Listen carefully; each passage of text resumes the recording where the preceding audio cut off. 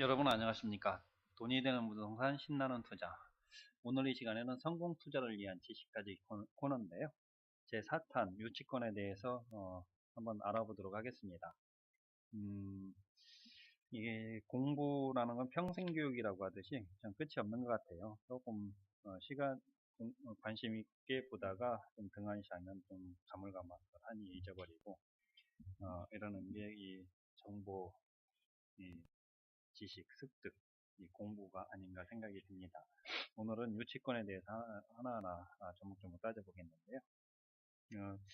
우리가 이제 경매를 관심 있게 보다가 현장 실습을 하거나 이렇게 임장 활동을 해서 가서 보면은 유치권 행사 중에서 큰 프랜카드를 걸어놓고 이렇게 행사하는 경우가 있는데요. 경매 고수들도 때에 따라서는 굉장히 어려워하는 부분이 유치권이라고 할 수 있겠습니다.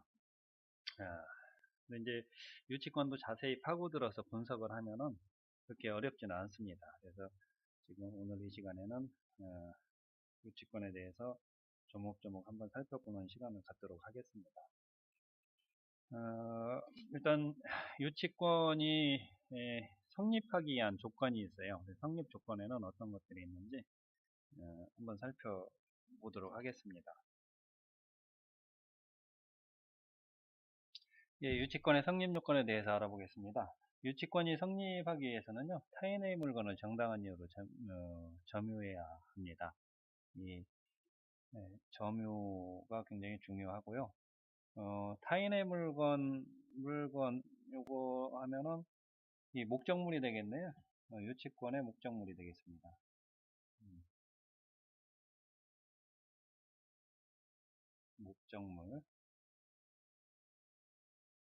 목적물에는 뭐가 있냐면요, 유가증권도 있고,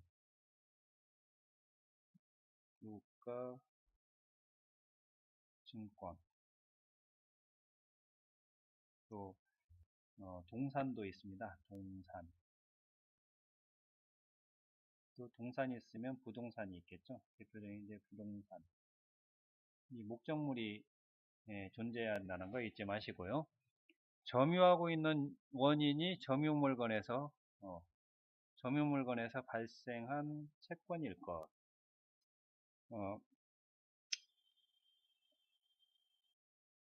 이게 결련성을 얘기하는 거예요. 유치권이 성립하기 위해서는 그 점유하고 있는 물건에서 발생한 채권이어야 됩니다.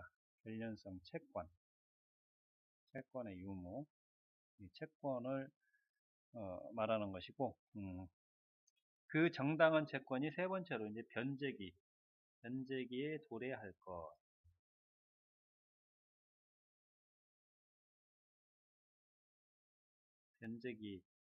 변제기가 도래해야만이 유치권을 주장할 수 있다는 것입니다.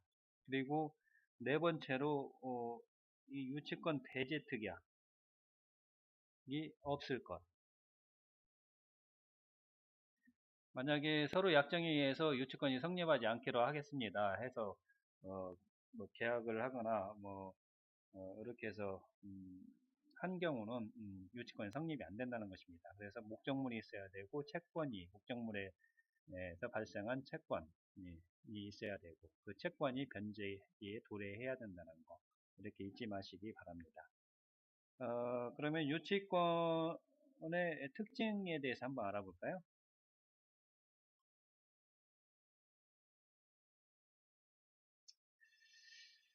우선 유치권은 경매 신청권이 있어요. 대신에 배당 요구권은 없습니다. 유치권을 가지고 공사대금이나 이런 걸 못 받았기 때문에 경매를 신청할 수 있는 권리는 있습니다만 경매에 대해서 경매 낙찰금에 대해서 배당 우선 변제권이라든가 이런 건 없다고 보시면 되겠습니다. 유치권이 성립이 된다면요, 아까 앞에서 말씀드린 유치권의 성립 요건이 해당돼서 성립이 된다면 무조건 낙찰자가 인수해야 된다는 거 잊지 마시고요. 3번 채무자가 해당 부동산 대신 타 담보물을 제공하고 유치권을 소멸해달라 이렇게 뭐랄까 제한을 할 수가 있어요. 그러면은 타당하다고 생각하면 유치권자는 다른 담보물권을 제공하고 유치권을 소멸할 수 있다는 거 알아주시면 되겠습니다. 그리고 네 번째는 유치권 하면은 점유가 기본이거든요. 점유를 상실하면 무조건 소멸. 그래서 유치권 행사하거나 이런 데 가면은 프랜카드 걸어놓고 내가 점유하고 있으니 예, 건들지 마시오. 또 낙찰할 때 이거를 참고로 해서 낙찰 금액이라든가 이런 거를 조금 뭐랄까 서로 어떤 타협점을 찾기 위한 수단으로서 제시를 하는 거라고 보면 되고요. 대신 5번에 등기부에 나타나지 않는다는 것입니다. 이 유치권은. 그래서 필히 현장을 답사해야 되고요. 유치권이 성립이 되는지 안 되는지를 판단해야 됩니다. 다음으로 유치권이 성립이 되는지 안 되는지에 대해서 한번 살펴보도록 하겠습니다. 임차보증금 반환채권, 이거 인정 안 됩니다.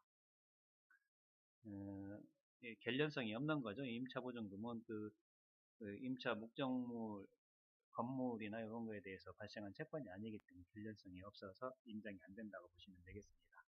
그 다음에 임대인의 동의 없는 건물 인테리어비. 인테리어비 같은 경우는 임차인이 들어와서 본인의 영업 환경을 위해서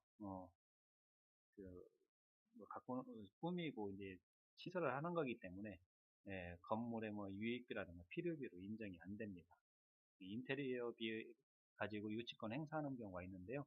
이것도 인정이 안 된다는 거 알아두시면 되겠고, 대신에 3번에 보시면 임차인의 이제 필요비와 유익비, 이거는 말 그대로 건물의 가치라든가 이런 걸 높였다고 인정이 되는 거예요. 이런 거 가지고 유치권 주장하면 인정이 된다는 걸 알아주시면 되겠고요.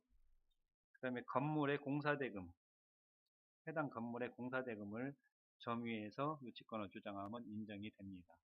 인정되는 거, 인정 안 되는 거, 이렇게 한번 알아봐 주시고요.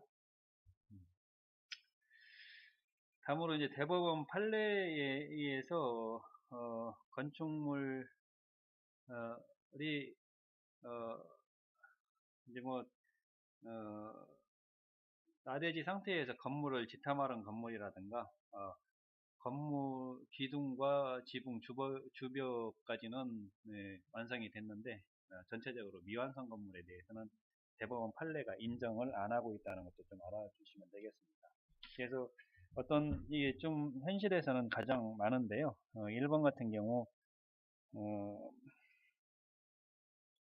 이렇게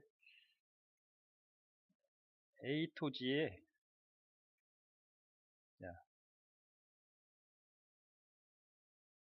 A 토지가 있어요. 색깔을 좀 달리 해볼까요?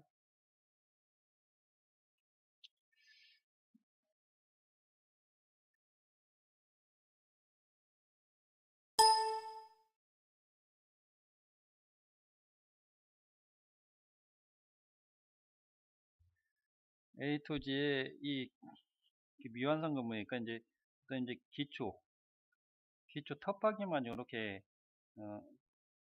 이렇게 그림이 잘 안 되는데 이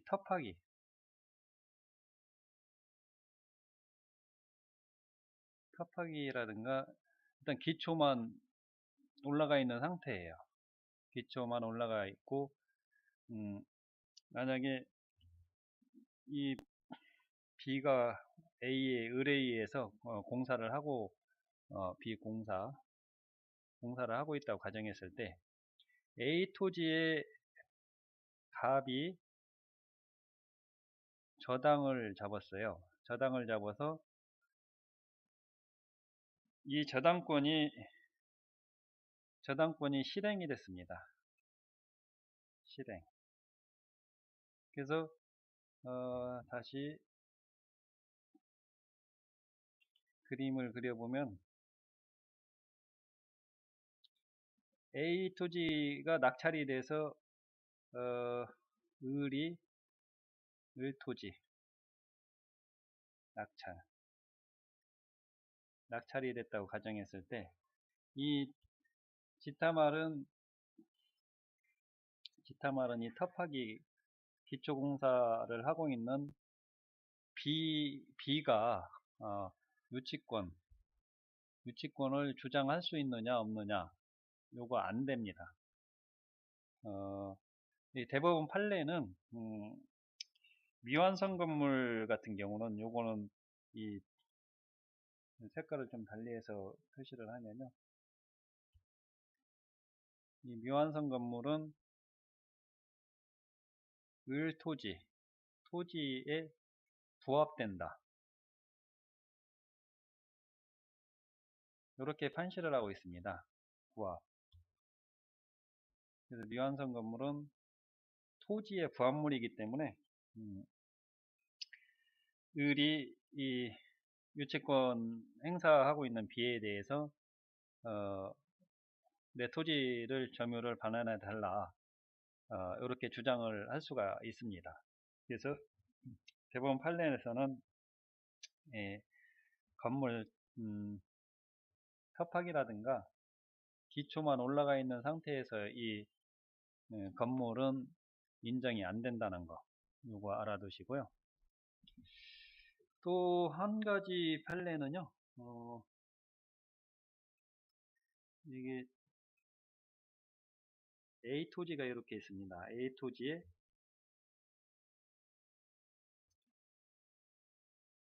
이 B가 이 건물이 거의 완성이 됐어요. B 건물 공사 완성이 됐는데 인테리어라든가 페인트라든가 요런 게 미완성이에요. 이것도 이제 그런 게 전체적으로 보면 미완성. 건물이라는 거는 기둥과 건물은 기둥, 지붕 또는 주벽이 존재해야 된다고 해야 이제 건물로서 독립된 부동산이 될 수 있다고 하고 있는데요. 건축법에서도 건축물은 기둥 또는 지붕과 또는 주벽 뭐 이렇게 명시가 되고 있어요. 그렇지만 이제 이 판례에서는 요거도 똑같이 이 노란색으로 다시 해볼까요? 파란색으로 해보겠습니다. 이 A 토지에 대해서 여기 또 값이 저당이 돼 있다고 위에처럼 똑같이 이렇게 저당이 설정됐는데 이 상태에서 이 저당권이 실행이 됐습니다. 그래서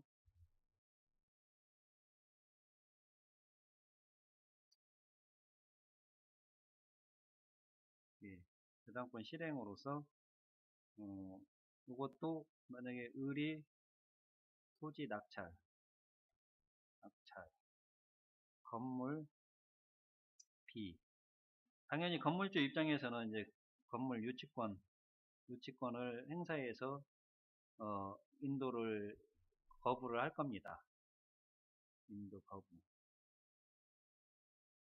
대부분 이럴 경우 유치권이 성사된다고 생각하고 지레 이제 겁먹고 안 하는 경우가 있는데, 이 건물이 짓고 있고 A에 대해서 저당권이 설정된 상태에서 저당권 실행으로 토지만 낙찰이 된 상태예요.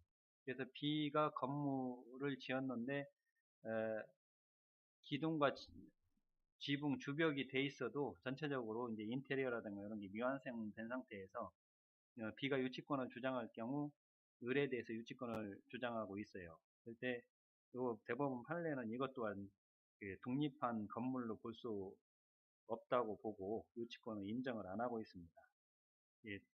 토지와 건물의 결연성이 없다고 해서 이 건물 공사에 해서 공사 대금을 이유로 토지 낙찰자에 대해서 유치권을 행사할 경우 이거는 인정이 안 됩니다.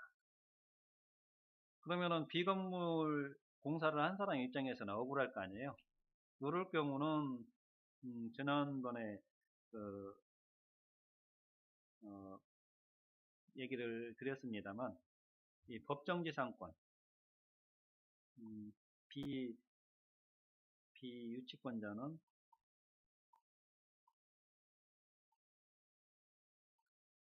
법정지상권 지상권이 성립이 되는지 안 되는지 성립 유무로 판단을 해서 만약에 법정지상권이 인정이 된다면 을 토지 낙찰자는 비에 대해서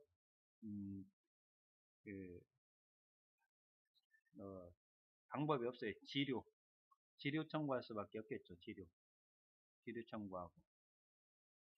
만약에 법정지상권이 인정이 안 됐을 때는 건물 철거 요구, 지료 청구 내지 건물 철거를 요구할 수 있다는 거. 그러니까 법정지상권의 유무로 따져야 된다는 거. 요렇게 설명을 드릴 수가 있겠습니다. 조금 초보자 입장에서 판단했을 때 이제 조금 어렵게 느껴질 수 있습니다. 저희도 공부를 했다고는 하지만 시간이 지나고 이쪽 계통의 분석을 좀 게을리하고 이렇게 되면 가물가물한 경우가 있습니다. 그래서 이러한 상태로 한번 보시면 되겠고요. 근데 이제 법원의 경매장에 가시면 유치권 신고가 들어오지 않은 경우도 있어요. 그래서 유치권 신고가 없기 때문에 유치권이 성립 안 된다고 생각하시고 입찰에 응해서 낭패 보는 경우가 있습니다. 뭐 유치권은 뭐 꼭 신고를 해야 되는 건 아니지만은 그 신고를 했다고 하더라도 성립이 안 되는 경우가 있고 또 성립이 되는데 유치권 신고를 안 한 경우에도 성립되는 경우가 있습니다. 그래서 이게 이제 대부분 유치권이 이제 신고가 들어온 것 같은 경우는 이제 유치권 금액을 감안해서 이제 입찰에 응하게 유도하는 목적이 있다고 보시면 되겠습니다. 자, 오늘은 조금 어렵지만 유치권에 대해서 좀 알아봤고요. 이 돈이 되는 부동산 신나는 투자 다시 한번 구독과 좋아요를 한번 클릭해 주시면 감사하겠습니다. 이상으로 유치권에 대해서 설명을 마치도록 하겠습니다.